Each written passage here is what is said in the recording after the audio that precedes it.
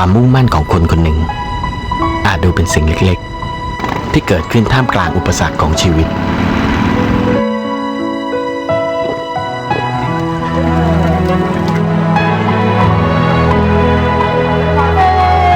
แต่ถ้าเราเลือกที่จะมองให้เห็นคุณค่าและช่วยทำให้ความมุ่งมั่นนั้นเป็นจริง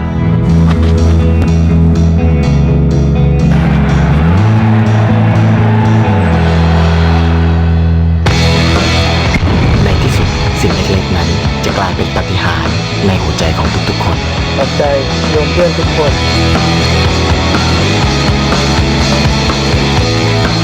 แล้วคุณจะพบว่าความสุขไม่ใช่การมีทุกอย่างในชีวิตแต่คือการออกไปทำทุกอย่างในชีวิตให้มีคุณค่า